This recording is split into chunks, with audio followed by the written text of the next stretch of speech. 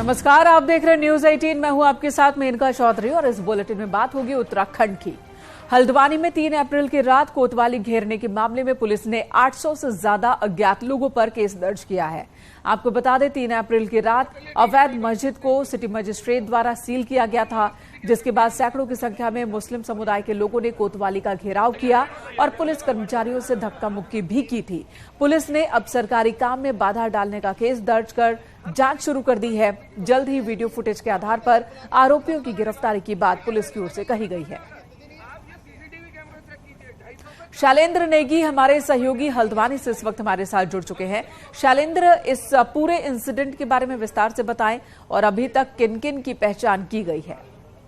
देखिए, 3 अप्रैल की रात का ये पूरा मसला है जब सिटी मजिस्ट्रेट को इस बात की शिकायत मिली थी कि भोटिया पड़ाव के ठीक सामने एक कॉलोनी में अवैध रूप से मस्जिद का संचालन हो रहा है एक घर के भीतर, और ये घर जो है वो एक सरकारी जमीन पर बनाया गया है और इस पर कुछ और कंस्ट्रक्शन एक्टिविटीज चल रही हैं। जिसके बाद सिटी मजिस्ट्रेट मौके पर पहुंची और उन्होंने वहां पर नमाज पढ़ते हुए कम से कम 200 लोगों को देखा। तो इसके बाद उन्होंने साफ हुआ कि यहाँ पर एक मस्जिद का संचालन हो रहा है, जो कि आवासीय कॉलोनी थी, उसमें मस्जिद का संचालन हो रहा था। जिसके बाद इस पूरी बिल्डिंग को सीज कर दिया गया। लेकिन जैसे ही खबर लोगों को पता लगी और सोशल मीडिया में कुछ ऐसे फेक वीडियोस वायरल हुए कि इमाम के साथ मारपीट हुई है, तो ये खबर वायरल होते ही कुछ लोग पहले शुरुआत में कोतवाली घेरने के लिए पहुंचे और फिर इनकी संख्या लगभग 1000 के पार पहुंच गई और रात को लगभग 2 से 3 बजे तक ये ड्रामा चलता रहा। और मुस्लिम धर्मगुरु वहां पर जमा हो गए और मुस्लिम जो नेता थे वो सब जमा हो गए और सबके सब इस बात की डिमांड करने लगे कि वो जो सील किया गया है जिस कॉम्प्लेक्स को, उसे तुरंत खोला जाए। हालांकि किसी तरह से उस दिन पुलिस ने समझा बुझा करके इन लोगों को वापस किया, लेकिन इस दौरान कई लोगों ने पुलिस के साथ धक्का मुक्की की और उसके साथ ही जो गमले रखे हुए थे और सरकारी संपत्ति को नुकसान पहुंचाने की कोशिश भी की। तो इसके बाद पुलिस ने ये मुकदमा दर्ज किया है। तकरीबन 800 लोगों के खिलाफ जो है ये मुकदमा दर्ज किया गया है। हालांकि बहुत सारे लोग पुलिस ने पहले ही आइडेंटिफाई कर लिए हैं, क्योंकि वीडियो रिकॉर्डिंग्स है, फुटेज है पुलिस के पास जो लोग थे। लेकिन जो उस दिन रिकॉर्डिंग्स बना रहे थे पुलिसकर्मी और जो पत्रकार वहां उस रात मौजूद थे, उनके साथ भी इन लोगों ने धक्का मुक्की की, उनके कैमरे छीनने की कोशिश की, उनके मोबाइल से तोड़फोड़ की कोशिश की। तो पुलिस के साथ पास वो स्ट्रॉन्ग एविडेंसेस हैं, जिसके बाद इन 800 अज्ञातों के खिलाफ मुकदमा दर्ज किया है। और पुलिस अधिकारियों का ऑफ रिकॉर्ड ये कहना है कि जल्द ही जो लोग हैं उनको आइडेंटिफाई करके उनको नोटिस सर्व किया जाएगा और उनको नामजद FIR इसमें शामिल किया जाएगा और उनकी गिरफ्तारी पूरे मसले पर की जाएगी। धन्यवाद शैलेंद्र, इस वक्त पूरी जानकारी देने के लिए। पहले इन्होंने क्या करा, चलिए ठीक है कोई बात नहीं, अपने आप रहते शिक्षा के लिए आ रहे, तो अब इन्होंने स्थिति क्या कर दी। रुड़की में पुलिस और बदमाशों के बीच एनकाउंटर हुआ है और एक बदमाश के पैर में गोली लगी, जिसे इलाज के लिए अस्पताल में भर्ती करवाया गया।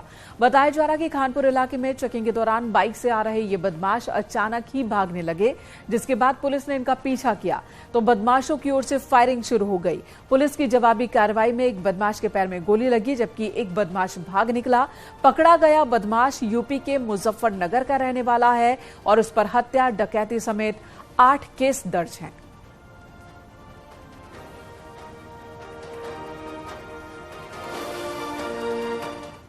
और इसमें एक संदिग्ध बाइक सवार जो है मुजफ्फरनगर साइड से थाना खानपुर क्षेत्र में आ रहा था, उसको एक रूटीन की चेकिंग की जा रही थी। वहाँ इंस्पेक्टर नवीन जोशी थे और उनके द्वारा बाइक सरमार जो है गाड़ी नहीं रोकी। जब उसका पीछा किया गया तो वो गन्ने खेत में भागे और फायर किया पुलिसकर्मी के ऊपर, जिस पर जवाबी कार्रवाई में भी पुलिसकर्मियों द्वारा फायर किया गया, जिससे एक बदमाश के पैर में गोली लगी। अभी नाबालिग छात्राओं के यौन शोषण के आरोपी नरेंद्र शाह के मामले में बड़ी खबर है। नरेंद्र शाह की पहरेदारी के लिए पुलिस के 2 सिपाही लगाए गए हैं, तैनात किए गए हैं। पुलिस को शक है कि इलाज के बहाने शाह कहीं फरार ना हो जाए, इसलिए अब नरेंद्र शाह की पहरेदारी शुरू कर दी गई है। न्यूज 18 की खबर का यह बड़ा असर है।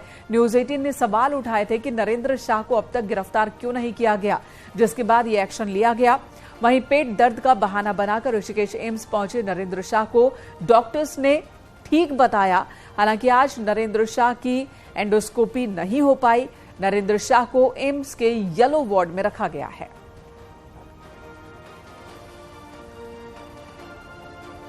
आशीष डुबाल हमारे सहयोगी ऋषिकेश से इस वक्त हमारे साथ जुड़े हैं। आशीष, अपडेट दीजिए नरेंद्र शाह को लेकर, स्वास्थ्य को लेकर और पुलिस की मौजूदगी को लेकर। मैं इनका आपको बताना चाहूंगा कि आज हम पूरी तरह से इस पे नजर बनाए हुए थे। नरेंद्र शाह का सुबह ही चेकअप किया गया था, सारी रिपोर्टों को देखा गया था। उसके बाद डॉक्टरों ने निर्णय लिया कि अभी एंडोस्कोपी की कोई जरूरत नहीं है और नरेंद्र शाह जो है वो बिल्कुल फिट है। तो लिहाजा लगातार हमारी जो खबर दिखाई जा रही थी, सवाल यही है कि गिरफ्तारी क्यों नहीं हो रही। पुलिस डॉक्टर्स कह रहे हैं कि नरेंद्र शाह फिट है, खुद को अनफिट बताकर लगातार अस्पताल में बना हुआ है। पुलिस गिरफ्तारी कर नहीं रही है। अब जरूर वहां पर सिक्योरिटी खड़ी कर दी गई है, लेकिन गिरफ्तारी कब होगी? जी बिल्कुल, ये सवाल तो सारे उसमें बना हुआ है कि आखिर इसको इस तरह से छोड़ा हुआ क्यों जा रहा है। लेकिन अब जब से हमने खबर दिखाई है उसके बाद से पुलिस प्रशासन ने 2 सिपाही वहां तैनात कर दिए हैं। सुबह की ड्यूटी के बाद अब नाइट ड्यूटी पे 2 सिपाही और लगाए गए हैं।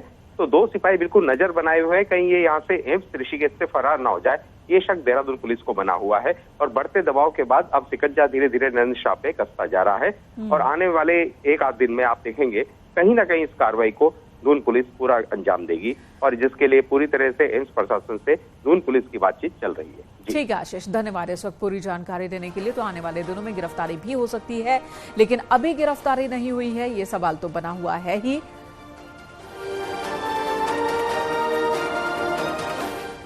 तो बच्चियों के यौन शोषण के आरोपी शाह मनमर्जी से अपना अस्पताल बदल रहा है। इलाज के नाम पर पुलिस कार्रवाई से भाग रहा है, लेकिन खाकी उसका कुछ भी नहीं बिगाड़ पा रही है।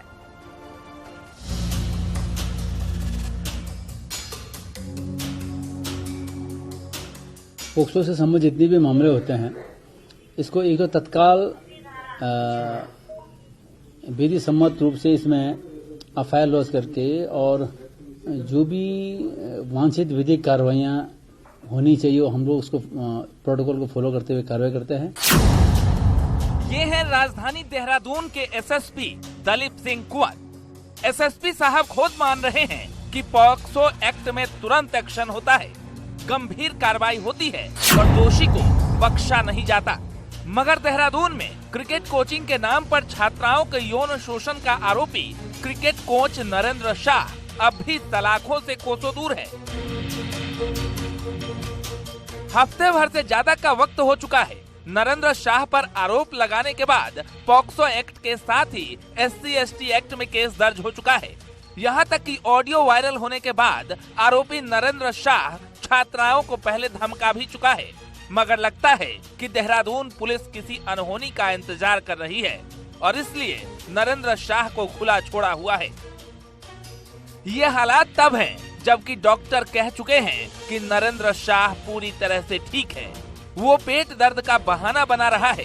मगर मजाल है कि कोई नरेंद्र शाह को गिरफ्तार करना तो दूर, पूछताछ ही कर ले। सवाल खाकी पर इसलिए भी उठ रहे हैं क्योंकि आरोपी पूरी तरह से ठीक है, लेकिन मनमर्जी से अस्पताल बदल रहा है और पुलिस अधिकारी पॉक्सो एक्ट में तुरंत एक्शन का सिर्फ ज्ञान दे रहे हैं। चाहे 164 पीड़िता के 164 का बयान हो, कोई मेडिकल उसका कराना हो, जितने भी पॉसिबल जो भी प्रोटोकॉल्स हैं उसको फॉलो करते हुए और मुलजिम को अरेस्ट करते हुए और फिर फर्दर उसमें चार्जशीट नियत समय में जमा मतलब संबंधित कोर्ट में प्रेषित करते हुए इसमें कार्रवाई की जाती है। इतना ही नहीं, नरेंद्र शाह और उसका परिवार चोरी के बाद सीनाजोरी पर भी उतर चुका है। मंगलवार को न्यूज 18 रिपोर्टर के साथ बदसलूकी की गई, मगर पुलिस को इससे भी कोई फर्क नहीं पड़ता। जबकि पॉक्सो एक्ट के आरोपी को ऐसे खुला छोड़ा ही नहीं जाता और अगर इलाज की जरूरत भी थी तो पुलिस की कस्टडी में ही उसका इलाज कराया जाता। लिहाजा पुलिस पर गंभीर सवाल खड़े हो रहे हैं।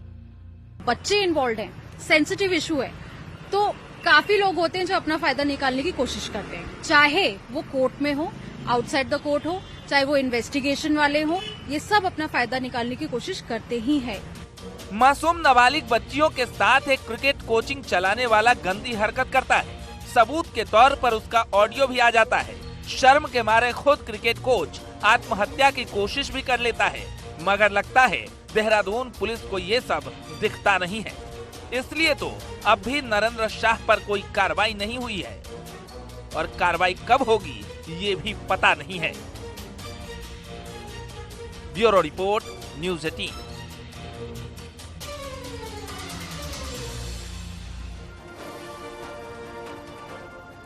उत्तरकाशी से बड़ी खबर। यहां हुडियाण गांव में दहेज हत्या के आरोपी देवर और ससुर को पुलिस ने गिरफ्तार कर लिया। मृतक महिला के दादा ने ससुराल पक्ष के 5 लोगों के खिलाफ केस दर्ज किया था। पुलिस का कहना है कि जल्द ही बाकी लोगों को भी गिरफ्तार किया जाएगा। 27 मार्च को हुडियाण गांव निवासी दीपा का शव मिला था। संदिग्ध हालत में गांव से कुछ दूरी पर पेड़ से लटका मिला था शव। दीपा की शादी 6 साल पहले हुई थी नवनीत के साथ। नवनीत नोएडा में काम करता है और दीपा के दादा ने आरोप लगाया था कि शादी के बाद ही दहेज के लिए उससे परेशान किया जाने लगा। दहेज की मांग पर ही हत्या की गई है, ये आरोप लगाया गया था। कल हमने इसमें 2 जो नामजद अभियुक्त थे इसमें उनको गिरफ्तार कर लिया था, जिसमें ये जो है जगमोहन सिंह बिष्ट जो इनके ससुर हैं और एक रॉबिन सिंह बिष्ट जो इनके देवर हैं। इसमें इन दोनों को गिरफ्तार कर लिया गया है।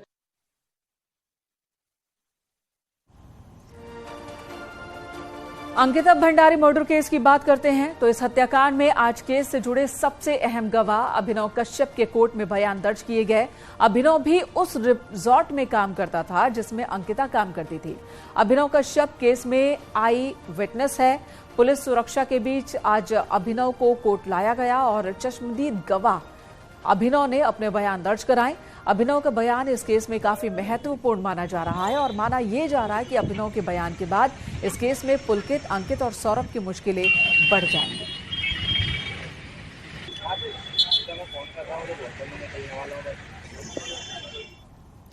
और इस वक्त बड़ी खबर, राज्य के सीबीएसई से मान्यता प्राप्त निजी स्कूलों को लेकर डीजी एजुकेशन ने आदेश जारी किया है। महंगी किताबें लगाने पर कार्रवाई की जाएगी। ऐसे सभी स्कूलों को आदेश जारी किया गया है कि वो सीबीएसई के समतुल्य ही किताब लगाएं। विभाग को लगातार महंगी किताब लगाने की शिकायतें मिल रही थी, जिसके बाद शिक्षा विभाग ने यह आदेश जारी किया है कि जिन स्कूलों में महंगी किताबों को बच्चों को लेने के लिए मजबूर किया जाएगा, उन स्कूलों पर कार्रवाई होगी।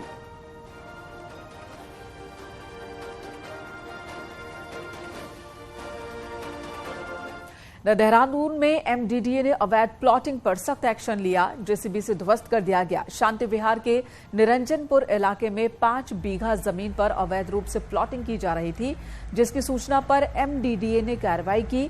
बुलडोजर से यहां के स्ट्रक्चर को ध्वस्त कर दिया।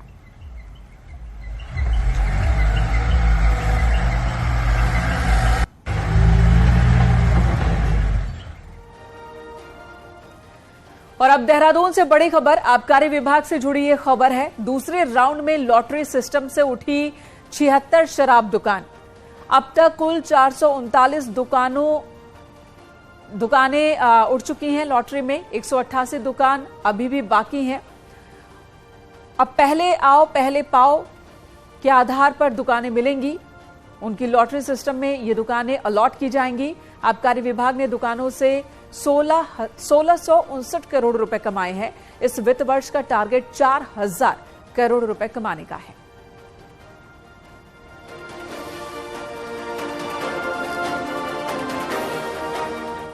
देहरादून में राज्य आंदोलनकारियों ने सीएम पुष्कर सिंह धामी का आभार जताया। सीएम हाउस के मुख्य सेवक सदन में पहुंचकर उन्होंने आभार जताया।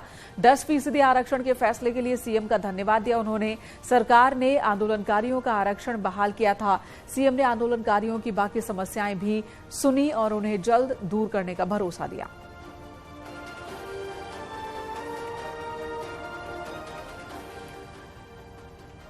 चारधाम यात्रा से ठीक पहले गढ़वाल मंडल विकास निगम और कुमाऊं मंडल विकास निगम के 900 से ज्यादा कर्मचारियों ने सांकेतिक धरना दिया। सालों से अस्थायी रूप से काम कर रहे इन कर्मचारियों ने नियमितीकरण की मांग की है। बुधवार को कुमाऊं मंडल के कर्मचारियों ने केएमवीएन और गढ़वाल मंडल विकास निगम के कर्मचारियों ने जीएमवीएन मुख्यालय के सामने सांकेतिक धरना दिया। कर्मचारियों का कहना है कि अगर 10 अप्रैल तक इनकी मांगों को नहीं माना जाता है, अनिश्चितकालीन हड़ताल ये शुरू करेंगे। जो मजबूरी हो।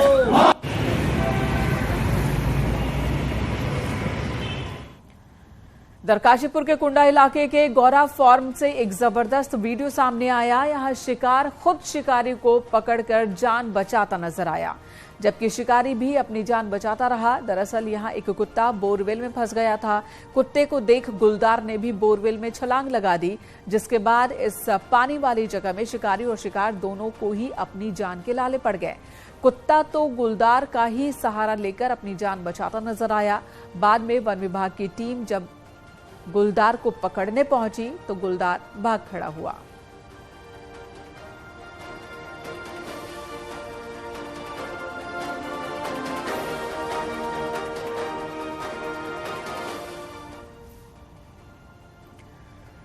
देहरादून मसूरी विकास प्राधिकरण ने विकास के कामों को लेकर नया प्लान तैयार किया है। नए प्लान के मुताबिक जिस इलाके में ज्यादा नक्शे पास होंगे वहां विकास के काम ज्यादा होंगे। साथ ही MDDA के मुताबिक नक्शे की रकम का 30% खर्च उसी क्षेत्र में किया जाएगा, जबकि 10% मलिन बस्तियों में, 10% प्रशासनिक कामों में और बाकी 50% दूसरी जगहों पर विकास कार्यों में लगाया जाएगा। लेकिन MDDA ने यह तय किया है कि जिस इलाके में ज्यादा नक्शे पास होंगे उस इलाके में ज्यादा विकास के काम किए जाएंगे। 80% खर्च उस इलाके में किया जाएगा।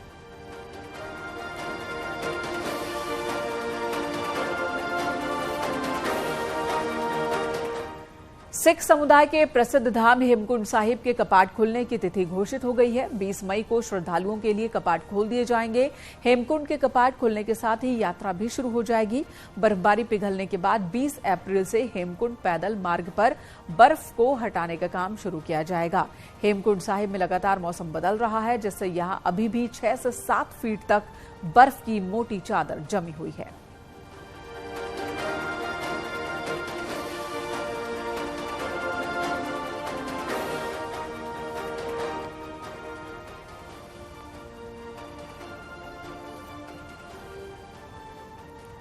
और अब नजर डालते हैं पहाड़ की 10 बड़ी खबरों पर।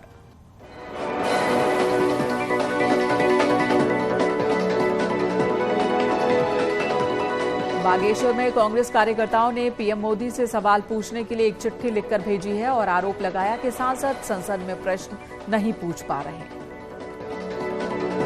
अल्मोड़ा में महंगाई, बेरोजगारी समेत कई मुद्दों को लेकर आम आदमी पार्टी ने गांधी पार्क में प्रदर्शन किया और सरकार पर कई गंभीर आरोप लगाए। 10 अप्रैल को कोटद्वार में भव्य रोजगार मेले का आयोजन होगा। कांग्रेस नेता हरक सिंह रावत ने ढकोसला करार दिया इस आयोजन को। उन्होंने कहा कि रोजगार मेला सिर्फ दिखावा। बागेश्वर पहुंचे भाजयुमो के प्रदेश अध्यक्ष शशांक रावत के स्वागत में कार्यकर्ताओं ने शहर में भव्य बाइक रैली निकाली। काशीपुर पहुंचे नेता प्रतिपक्ष यशपाल आर्य ने तहसील परिसर में सर्कल रेट को लेकर वकीलों के धरने का समर्थन किया। नैनीताल हाईकोर्ट ने बार एसोसिएशन पछुआ टून के पूर्व अध्यक्ष संदीप कुमार और पूर्व सचिव लमित चौहान की सदस्यता खत्म के आदेश को निरस्त कर दिया। उत्तराखंड में कोरोना संक्रमण में बढ़ोतरी के चलते देहरादून में सीएमओ ने मीटिंग ली और कहा कि कोविड को लेकर तैयारियों का जायजा लिया जा रहा। बागेश्वर के कपकोट में पीआरडी जवान की मौत का खुलासा नहीं होने पर परिजनों ने आक्रोश जताया। कपकोट पुल पर जाम लगाया। प्रदेश के सरकारी टीचर अब प्राइवेट स्कूल के टीचर्स से टक्कर ले सकेंगे। इसके लिए शिक्षा विभाग अब सरकारी टीचर्स की ट्रेनिंग करवाएगा। नैनीताल के ATI में 2 दिन का अंतर्राष्ट्रीय सेमिनार शुरू किया गया, जिसमें विशेषज्ञ हिमालयी क्षेत्र में विकास के मॉडल और कैरिंग कैपेसिटी पर चिंतन करेंगे।